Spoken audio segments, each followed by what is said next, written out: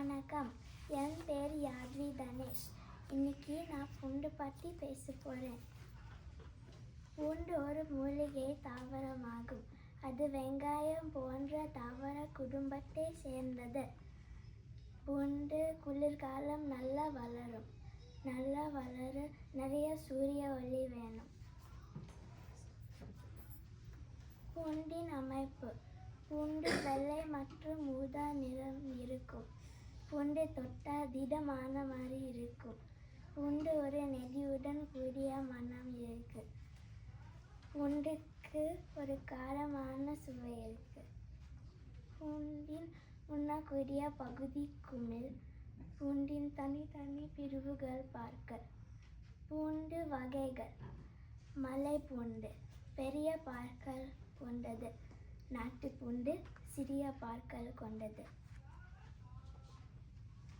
பூண்டு உற்பத்தி: பூண்டு உற்பத்தியில் சீனா முன்னணியில் இருக்கு. இந்தியா, கொரியா, பங்களாதேஷ், ஈஜிப்ட் நாடுகளும் உற்பத்தி செய்கின்றன. சமையலில் பூண்டு: பூண்டு நிறைய ஆண்டுகளாக மனிதனுக்கு ஒரு தெரிந்த உணவு பொருள். இந்தியாவில் பூண்டு வச்சு நிறைய சாப்பாடு செய்கிறாங்க. பூண்டு வச்சு தொக்கு, ஊறுகாய், சட்னி, ரசம் செய்ய முடியும். உணவே மருந்து: பூண்டு சாப்பிட்டால் நோய் எதிர்ப்பு சக்தி அதிகமாகும். பூண்டு சாப்பிட்டால் இரத்த அழுத்தம் குறையும். பாக்டீரியா மற்றும் வைரஸ் எதிர்க்கும்.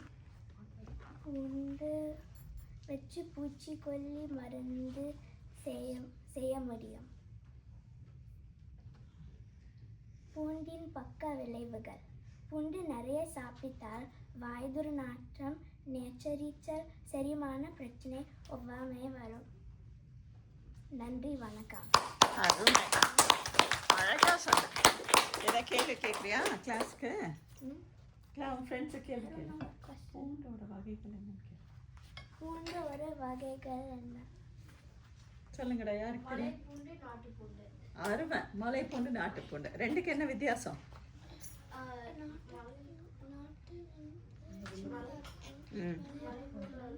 பெருசாக இருக்கும், பற்கள் பெருசாக இருக்கும். நாட்டுப்பூண்டில் சின்னதாக இருக்கும். ரைட். ஸோ கொலஸ்ட்ரால்னு சொல்கிறாங்க. கொழுப்பு ஜாஸ்தி இருக்காங்க. பூண்டு சாப்பிட்டா அது கரைஞ்சி போயிடும். சரியா? அழகாக சொன்னா யாத்வி. Very good ஜாப்மா. அழகாக சொன்ன.